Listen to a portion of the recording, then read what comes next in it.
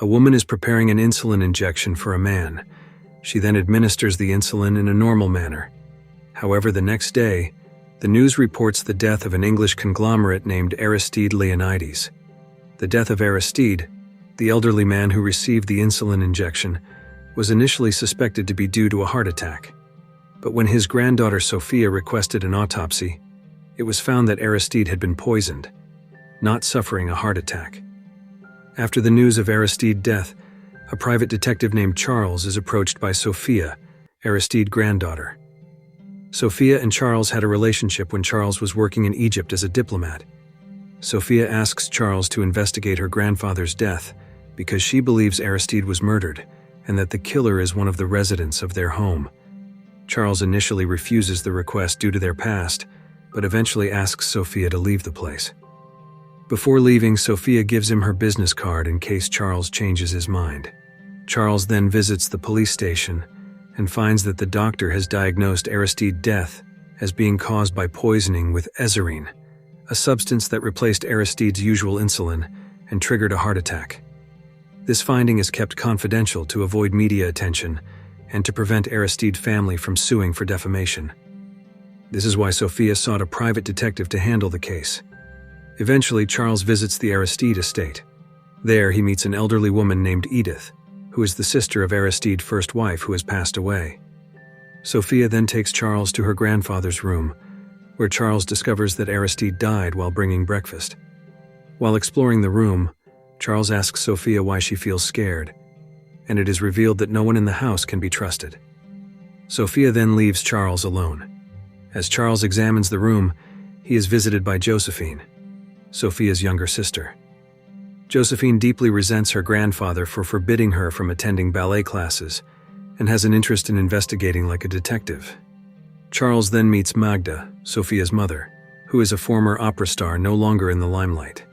Magda still harbors ambitions of regaining fame, with plans to create a film based on her husband's work. Magda's film proposal was rejected by Aristide, as her ambition to become famous again was never fulfilled.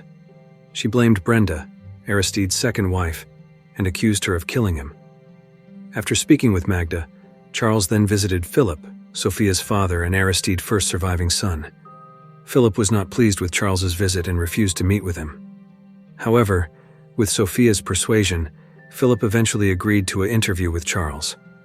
Philip is a gambler who squanders his money, which led him to be asked to return home and stay there. Philip also spends his time writing poetry and film scripts that he plans to work on with Magda, but his intentions are always rejected as he does not participate in Aristide's family business and just wastes money. And because Philip insulted Charles, Charles counterattacks Philip with questions about the will, which has not yet been read. Charles also notes that Philip seems to be pleased with his father's death. Charles continues his investigation by exploring every part of the house until he enters a room filled with flowers. There he meets Clemency, the wife of Aristide's second child, who is a chemist knowledgeable about various poisons. Clemency then calls her husband, Roger, who runs the family's catering business. Roger suggests that Brenda should be jailed and uses harsh words. Charles tries to calm Roger down, but Roger becomes more agitated when Charles asks him to remain calm. Emotions escalate further when Charles inquires about the last time Roger saw Aristide. Roger, who is extremely upset, Charles has to leave the room without getting an answer. Next, Charles visits Brenda, Aristide's second wife, who is much younger. Brenda is 37 years old, while Aristide was 86 at the time of his death. Brenda was the last person to see Aristide and administered the insulin injection, making her the prime suspect. Brenda admits that she gave the injection at Aristide's request and feels guilty for accidentally causing her husband's death. Fortunately, the case has not yet reached the police, so Brenda is somewhat relieved to still be free. Back at the Aristide estate, Charles enters the late Aristide's study. He sits at the desk with his back to the door, but as he begins to read a book, a man rushes in and starts rummaging through a cabinet. The man is Lorenz, Josephine's private tutor, who also lives in the house. Lorenz is quite close with Aristide Leonidas and Brenda. He has free access to Aristide's study and was assigned to write a biography of Aristide's life, which was personally commissioned by Aristide. Charles asks who else entered the room while Aristide and Lorenz were working on the biography. It turns out Roger and Magda also came because of a financial crisis with the catering business, while Magda came to present a film script proposal that she planned to work on with Philip. Additionally, Sophia also visited the room after Roger and Magda left. Charles grows curious about the biography Lorenz is writing and requests the original manuscript. Unfortunately, the manuscript is missing, which is why Lorenz is hastily searching through the cabinet. Later, Charles is sitting on the terrace when Josephine approaches him with a book. Josephine inquires about the progress of Charles's investigation, but Charles only provides general information as he is speaking with a child. Charles then begins asking about Lorenz, and Josephine reveals that Lorenz is having an affair with Brenda. She knows all their secrets, including the love letters exchanged between them. When Charles questions the validity of this information, Josephine leaves abruptly, clearly annoyed. Charles then encounters Edith, who is busy tending the garden and dealing with moles. Observing how strange everyone in the house seems, Charles asks Edith a provocative question. "What's wrong with the people in this house?" Edith smiles at Charles's question and replies, "Between love and hate. When love and hate become one, they each have their own passions that are always repressed by the ones they love." After providing this answer, Edith leaves Charles. The next day, Charles visits Aristide's personal lawyer and is shown the will, which states that the inheritance will be divided equally. However, unbeknownst to the lawyer, Aristide had not actually signed the will. He had only pretended to sign it, meaning the will is still blank, and thus all the inheritance falls to Brenda, Aristide's young wife. After leaving the lawyer's office, Charles visits Roger's office and is met with a very unfriendly reception. Charles immediately starts discussing the unsigned will. Charles then concludes that Aristide deliberately withheld the inheritance because Roger, the only son running the business, had failed in managing Aristide's main business, the catering company, which was on the brink of bankruptcy. Charles thought this was why Aristide did not give Roger the inheritance. However, Charles's assumption is wrong. The night before his death, Aristide gave Roger a check for $2 million to help with the financial crisis Roger was facing. Roger's wife forbade him from accepting the check because she wanted to be free from Aristide's control. If Roger used the check, he would be forever bound and dependent on Aristide, who always pampered him. During his conversation with Charles, Roger eventually tore up the $2 million check given by his father before his death. After leaving his office, Charles was followed by an unknown person. Although Charles realized he was being followed for 2 days, he continued on his journey to meet CIA agent. This agent was an old friend from Charles's days at the embassy. The agent informed Charles that they frequently assisted Aristide in Las Vegas because Aristide also helped the agents during their missions in Greece. The agent said that Aristide's death was not related to them as they had no motive. The agent then invited Charles to help catch the mysterious man. The agent lured the man into opening his car window, and when the man was distracted, Charles quickly entered from behind and subdued him. It turned out the man was a police officer assigned to monitor Charles because the chief of police was a friend of Charles's father. The cooperation between Charles and the CIA agent was revealed as the police were secretly investigating the case, and Charles was pressured to solve the case quickly or the police would take over. Charles returned to the Aristide estate and met with Sophia. They revisited the suspicion regarding the family members of Aristide.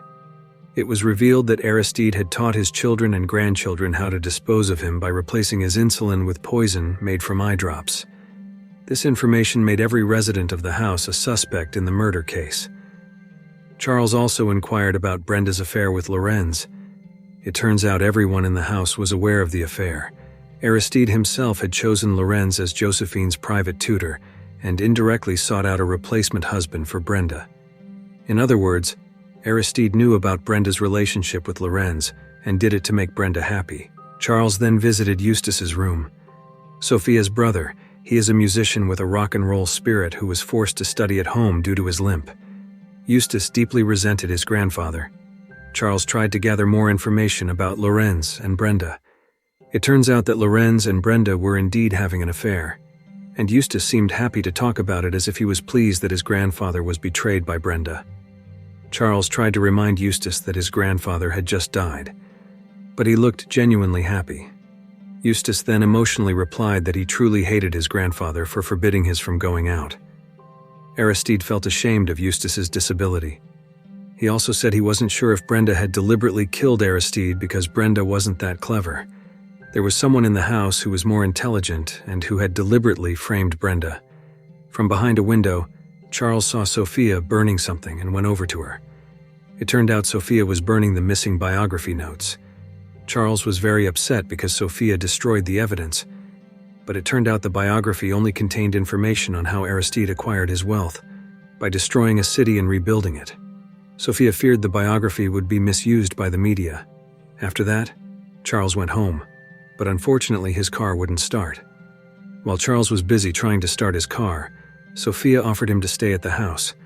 Charles then joined the family dinner. It was a rare occasion as they had never gathered at one table before. During the dinner, the family's true nature emerged. They blamed Brenda for Aristide's death due to the inheritance. There was even a possibility that Sophia was the murderer, but the accusation passed without any crucial information found by Charles. The next morning, the news of Aristide's murder was in the newspaper, and Charles looked somewhat tired after an altercation with Philip's dogs. Edith mentioned that the dogs were trained to kill, and Charles was lucky to be alive after the attack by the dogs. After breakfast, Charles was contacted by the chief of police and asked to come to the police station. It turned out someone was being interrogated there. One of Aristide's family members who was assigned to deliver an envelope containing the official will signed by Aristide. The will was prepared by another lawyer who usually handled minor matters without the knowledge of Aristide's personal lawyer. The will stated that 50% of the inheritance went to Brenda and the rest to the sole heir Sophia. At the police station, a report of attempted murder came from the Aristide estate. It turned out someone had tried to kill Josephine by cutting the ladder of the treehouse, causing Josephine to fall from a height. While inspecting the crime scene, Eustace confronted Charles, who had cut the rope because he saw Charles entering the treehouse, and Eustace had mistaken Charles for a burglar. Charles did not respond to the accusations and went straight to Josephine's room. There, Edith was seen reading a book and quickly hid it when Charles entered Josephine's room. After that, Charles went to Lorenz's study and found a grass-cutting knife in his desk. Meanwhile, the lawyer read the contents of the will. Aristide's children appeared unhappy with the perceived unfair division of the inheritance. However, since Roger wanted to leave the house, he didn't care about the inheritance. Philip, Sophia's father, was still trying to submit a film proposal with Magda and asked Sophia to fund the project. Unfortunately, Sophia also rejected Philip's request. Charles then met with Sophia and asked about the inheritance. It turned out that Sophia had known from the start that she would inherit Aristide's business empire and wealth, and this inheritance had led Sophia to leave Charles in Egypt to study all of Aristide's businesses. Sophia then asked Charles if he suspected her of being the one who killed her grandfather. Shortly after, Charles reported finding the grass-cutting knife in Lorenz's desk, which was used as evidence in the attempted murder of Josephine. Charles then took the chief of police upstairs to the house. On the balcony, they discovered a box containing a collection of love letters between Lorenz and Brenda. One of the letters had a note expressing Brenda's hope that Aristide would die soon. Based on this evidence, Brenda and Lorenz were finally arrested. Josephine returned home from the hospital. Upon arriving, she immediately asked about Brenda and Lorenz's reactions when they were arrested. Hearing Sophia say that their love letters were found in the attic, Josephine was thrilled and ran to her room to write a diary entry about this information. However, upon reaching her room, Josephine panicked because her diary was missing and took out her frustration on her caregiver. Sophia then brought a cup of hot chocolate to Josephine's room. The hot chocolate was made by the caregiver. Josephine told Sophia that her diary was missing and blamed the caregiver. Later, the caregiver was found dead after drinking the poisoned hot chocolate. The police returned to the Aristide estate, including Charles. Everyone in the house was not allowed to leave, including Roger, who had long wanted to leave the house. Charles spoke with Josephine, who appeared pleased about the caregiver's death because she suspected the caregiver had stolen her diary. Charles took Josephine out of her room and tried to persuade her to reveal who had poisoned the hot chocolate. Josephine admitted that she knew who the culprit was, but it was only a matter of time before the truth was fully revealed. Edith suddenly appeared, telling them that Charles was summoned by the chief of police. After Charles left, Edith invited Josephine to go get ice cream. Charles visited the chief of police, who was examining the caregiver's body. Seeing the condition of the caregiver, one of the investigators suspected that she was poisoned with cyanide. This raised the question, why was there cyanide in the house unless it was intended for murder? Charles, remembering the mole issue, immediately suspected Edith's cyanide poison, as cyanide is usually used to poison moles. Charles ran straight to the shed where Edith kept all the gardening tools, followed by Sophia. Meanwhile, Edith successfully took Josephine away. He escaped police custody under the pretext of taking Josephine to buy ice cream after 2 attempted murders. Edith and Josephine managed to leave the house. Charles inspected the shed and cabinets and found the cyanide used by Edith. He then rummaged through the shed, hoping to find additional information. While checking a bucket of fertilizer, he found Josephine's diary hidden inside. When Sophia arrived at the shed, Charles said, "The murderer is Edith." Sophia was shocked and said she had just seen Edith take Josephine away. They immediately headed to the car where they found a letter addressed to Charles. Meanwhile, Edith and Josephine continued their journey. In the car, Edith changed their destination and took Josephine to a ballet training course, as ballet was her passion. During the trip, Sophia read the letter, which contained Edith's confession of killing Aristide. Charles instructed Sophia to read Josephine's diary. In it, Josephine wrote that she replaced Aristide's insulin with poison taken from eye drops. The reason for killing her grandfather was that Aristide forbade her from taking ballet lessons due to her unattractive appearance. The love letters between Brenda and Lorenz were also Josephine's doing. She forged Brenda's handwriting and made up the story in the letters to frame Brenda for planning Aristide's murder. Sophia continued reading the diary, which revealed that Josephine deliberately cut the treehouse rope and placed the cutting knife on Lorenz's desk after cutting the rope. The caregiver had suspected Josephine and knew she had intentionally fallen from the treehouse. Furthermore, Josephine hated the caregiver because she always made her drink hot chocolate, so she poisoned her. Charles and Sophia concluded that Edith deliberately saved Josephine after reading her diary. Edith confessed to killing Aristide because she couldn't bear to let Brenda and Lorenz be executed for a crime they didn't commit. Nor could she stand seeing Josephine sent to juvenile prison for life and labeled a monster. As Charles finally approached Edith's car, Edith decided to swerve and take another route, leading them to a cliff. Edith chose to commit suicide, taking Josephine with her. They died in the car, which exploded at the bottom of the cliff, and the film ends. If you like this video, don't forget to subscribe, because by subscribing you have supported me to make better videos. See you in the next video.